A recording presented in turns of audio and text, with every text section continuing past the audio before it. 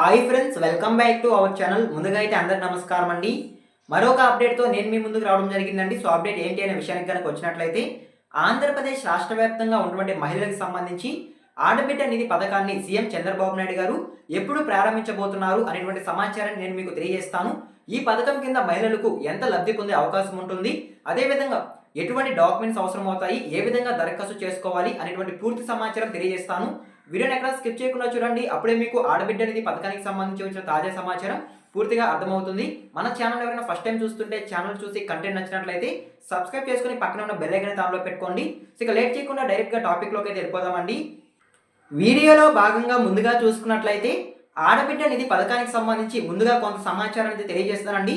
ఈ యొక్క ఆడబిడ్డ నిధి పథకం కింద మహిళలకు ప్రతి నెల 1500 ఇస్తారా, లేదా ఒకేసారి 18,000 రూపాయలు సంవత్సరంలో విడుదల చేస్తారా అనేటువంటి సమాచారం తెలియజేస్తాను. ముందుగా చూసుకున్నట్లయితే ఆంధ్రప్రదేశ్ రాష్ట్ర మహిళలకు ప్రతి నెల వారి యొక్క సౌకర్యాల కొరకు రాష్ట్ర ప్రభుత్వము ఆడబిడ్డ నిధి పథకాన్ని త్వరలో అమలు చేస్తున్నట్లయితే సమాచారం అండి. ఈ పథకం ద్వారా మహిళలకు ప్రతి నెల ఆర్థిక సహాయం కింద వారి యొక్క బ్యాంక్ ఖాతాలకు 1500 రూపాయలు జమ చేస్తున్నట్లయితే సమాచారం అండి. ఇప్పటి వరకు మనకి వచ్చిన సమాచారం మేరకు ప్రతి నెల ఎవరైతే 18 సంవత్సరాలు పూర్తి చేసుకొని ఉంటారో ఆంధ్రప్రదేశ్ రాష్ట్ర వ్యాప్తంగా మహిళలు, సో వారికి 15,000 రూపాయలు ప్రతి నెల విడుదల చేస్తారనేది సమాచారం అండి. ఒక ఏడాదికి 18,000 రూపాయలు ఆర్థిక సాయం అనేది అందడం జరుగుతుంది. సో ఓకేనా, మీకు ఒక క్లారిటీ అయితే వచ్చింది అనుకుంటున్నాను. అదేవిధంగా నెక్స్ట్ చూసుకున్నట్లయితే ఈ యొక్క ఆడబిడ్డ నిధి పథకానికి సంబంధించి ప్రభుత్వం అయితే కొంత బడ్జెట్ అనేది కూడా కేటాయించడం జరిగిందండి. సో ఏ కేటగిరీకి సంబంధించి ఎంత బడ్జెట్ కేటాయించారు అనేటువంటి పూర్తి సమాచారం తెలియజేస్తాను. ముందుగా చూసుకున్నట్లయితే ఆంధ్రప్రదేశ్ ప్రభుత్వం బడ్జెట్లో ఈ పథకానికి సంబంధించి 3,300 కోట్లు కేటాయించినట్లయితే సమాచారం అండి. సో ఏ వర్గాల వారికి ఎంత అమౌంట్ కేటాయించారు అనేటువంటి సమాచారం కూడా ఇవ్వడం జరిగింది ప్రభుత్వం అయితే. సో ముందుగా చూసుకున్నట్లయితే బీసీ మహిళలకు సంబంధించి 1,069 కోట్లు కేటాయించినట్లయితే సమాచారం అండి. అదేవిధంగా ఈబీసీ మహిళలకు 629 కోట్లు కేటాయించినట్లయితే సమాచారం. అదేవిధంగా మైనారిటీ మహిళలకు సంబంధించి 83 కోట్లు కేటాయించినట్లయితే సమాచారం అండి. అదేవిధంగా ఎస్సీ ఎస్టీ మహిళలకు సంబంధించి యొక్క మిగిలిన నిధులు కేటాయించినట్లయితే సమాచారం. సో ఇప్పుడు ఏవైతే ఈ 3 వర్గాల వారికి నిధులు విడుదల చేశారో, సో ఇవన్నీ పోను 3,300 కోట్ల నిధుల్లో ఎంతైతే అమౌంట్ మిగిలి ఉంటుందో ఆ యొక్క అమౌంట్ అనేది ఎస్సీ ఎస్టీ మహిళలకు విడుదల చేసే అవకాశం ఉన్నట్లయితే సమాచారం అండి.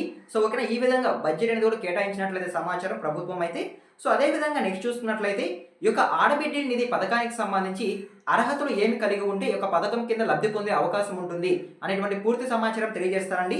సో ముందుగా చూసుకున్నట్లయితే రాష్ట్ర నివాసం అర్హులు తప్పనిసరిగా ఆంధ్రప్రదేశ్ రాష్ట్రాన్ని స్థిర నివాసం కలిగి ఉండాలి. సో ఎవరైతే ఈ యొక్క పథకానికి దరఖాస్తు చేసుకోవాలి, లబ్ధి పొందాలి అనుకుంటున్నారో, సో వారు ఖచ్చితంగా ఆంధ్రప్రదేశ్ రాష్ట్రంలో స్థిర నివాసులై ఉండాలి. సో ఖచ్చితంగా ఆంధ్రప్రదేశ్ రాష్ట్ర నివాసులై ఉంటేనే ఈ పథకం కింద లబ్ధి పొందే అవకాశం అయితే ఉంటుంది.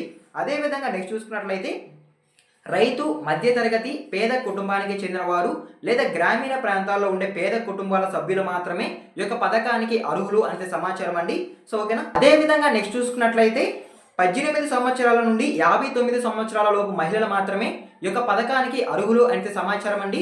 సో ఓకేనా, మీకు అర్థమైంది అనుకుంటున్నాను. అదేవిధంగా నెక్స్ట్ చూసుకున్నట్లయితే ఈ యొక్క పథకానికి సంబంధించి ఈ అర్హతలు కలిగి ఉంటేనే ఆడబిడ్డ నిధి పథకం కింద లబ్ధి పొందే అవకాశం ఉన్నట్లయితే సమాచారం అండి. అదేవిధంగా నెక్స్ట్ చూసుకున్నట్లయితే ఈ యొక్క ఆడబిడ్డ నిధి పథకానికి సంబంధించి దరఖాస్తు చేసుకోవాలి అనుకుంటే ఎటువంటి డాక్యుమెంట్స్ అవసరం అవుతాయి అనేటువంటి పూర్తి సమాచారం తెలియజేస్తాను. ముందుగా చూసుకున్నట్లయితే ఎవరైతే మహిళలు ఉన్నారో వారి యొక్క ఆధార్ కార్డు అనేది ఖచ్చితంగా ఉండాలండి. అదేవిధంగా Aadhaar update history, ration card, కుల ధృవీకరణ పత్రం, పనిచేసే mobile number, bank passbook xerox, అదేవిధంగా పాస్పోర్ట్ సైజ్ ఫోటోలు. సో ఈ రకమైన ధృవీకరణ పత్రాలు అంటే డాక్యుమెంట్స్ అనేవి అవసరం అవుతాయి అంటే సమాచారం. సో ఈ యొక్క 7 రకాల డాక్యుమెంట్స్ అనేవి మీరు ఖచ్చితంగా తీసుకువెళ్తేనే ఈ యొక్క ఆడబిడ్డ నిధి పథకానికి సంబంధించి దరఖాస్తు చేసుకునేందుకు అవకాశం అయితే ఉంటుంది. సో ఓకేనా, అదేవిధంగా నెక్స్ట్ చూసుకున్నట్లయితే ఆడబిడ్డ నిధి పథకానికి సంబంధించి దరఖాస్తు ఏ విధంగా చేసుకోవాలి, ఎక్కడికి వెళ్ళి చేసుకోవాలి అనేటువంటి పూర్తి సమాచారం తెలియజేస్తానండి. ఇప్పటి వరకు ఆంధ్రప్రదేశ్ రాష్ట్ర ప్రభుత్వం ఈ యొక్క ఆడబిడ్డ నిధి పథకానికి సంబంధించి దరఖాస్తుని ఓపెన్ చేయలేదండి. ఒకవేళ కనుక ఓపెన్ చేస్తే ఏ విధంగా చేసుకోవాలి అనేటువంటి సమాచారం ముందుగానే తెలియజేస్తాను. దీని కొరకు మీరు ముందుగా మీ దగ్గరలోని గ్రామ వార్డు సచివాలయంకి వెళ్లాల్సి ఉంటుందండి. సో అక్కడికి వెళ్ళి దరఖాస్తు ఫామ్ అనేది ఒకటి ఉంటుంది. ఆ దరఖాస్తు ఫామ్ తీసుకొని మీ యొక్క వివరాలని ఫిల్ చేయాల్సి ఉంటుందండి. సో వివరాలు ఫిల్ చేసిన తర్వాత నేను ఇందాక చెప్పినటువంటి రిక్వైర్డ్ డాక్యుమెంట్స్ ఏవైతే ఉన్నాయో ఆధార్ కార్డ్, అదేవిధంగా రేషన్ కార్డ్, కుల ధృవీకరణ పత్రం, పనిచేసే మొబైల్ నంబర్, బ్యాంక్ పాస్ పుస్తకం జెరాక్స్, అదేవిధంగా పాస్పోర్ట్ సైజ్ ఫోటోలు. సో ఈ యొక్క ఫామ్కి ఇవి కూడా ఫిల్ చేసి మీరు సబ్మిట్ చేయాల్సి ఉంటుందండి.